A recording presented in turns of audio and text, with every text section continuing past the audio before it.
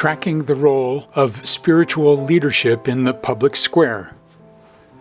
Here's a New Year's reflection as newly elected public servants take office this month. While the First Amendment commands social distancing between government and religion, there's never been a year they haven't mixed it up. Indeed, spiritual leaders long have challenged citizens to use free speech and the ballot box for what they see as the public good. This week's then photo, looking north at Seattle's old Westlake Mall, is an apt demonstration.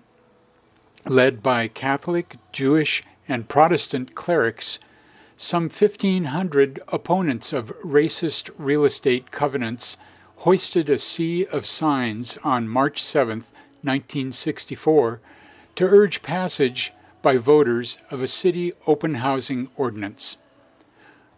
Voting against basic rights of men is against the will of God, the Reverend James Lynch of the St. James Cathedral told the crowd beneath the beams of the monorail, which opened for the World's Fair 2 years prior, and in front of the elegant 1927 Orpheum Theater 3 years away from its raising.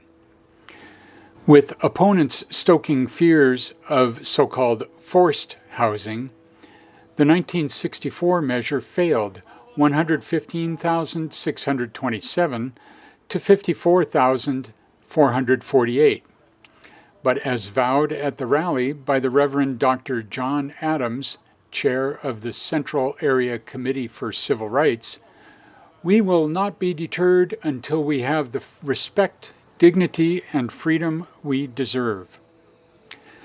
The political tide turned in 1968 when the City Council passed an open housing ordinance whose ban on racial discrimination expanded in 1975 to gender, marital status, sexual orientation, and political ideology, in 1979 to age and parental status, in 1986 to creed and disability, and in 1999 to gender identity. Such issues captivate Dale Soden, a 35-year history professor at Spokane's Whitworth University. He's written 2 books and many articles documenting how religious activism, for good and ill, has shaped Northwest politics. His life's work earned him the 2019-2020 Robert Gray Medal, the Washington State Historical Society's highest honor, bestowed last September. Soden, a white Lutheran, grew up in Bellevue, then nearly all white. The earliest of his many career influences was his black 6th grade teacher at Robbinswood Elementary School, the booming-voiced Don Phelps, later a KOMO TV analyst and community college chancellor in Seattle and Los Angeles. Civil rights and Vietnam War protests fueled Soden's adult direction. I was always trying to figure out whether Christianity made any difference in how you looked at the world or lived your life. Clearly, he believes it has and should. Though the Northwest is acknowledged as the least churched region of the country, and while its religious leaders might seem less prominent in the public square than in 1964, Soden says their function is still potent. In our then photo, an image featured in a journal article by historian Dale Soden, 1,500 open housing advocates gather March 7, 1964, at the old Westlake Mall after a march from Mount Zion Baptist Church.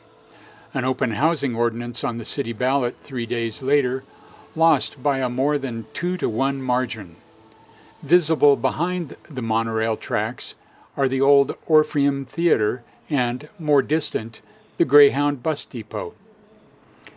Today, Dale Soden chooses a Black Lives Matter sign to stand near the same spot as the 1964 rally. Behind him is today's Westlake Center, a 4-story shopping center and 25-floor office tower that replaced the old mall in the mid-1980s, while the monorail was slightly truncated and a new Westlake Park stretched to the south. On the old Orpheum site rose today's Westin Hotel.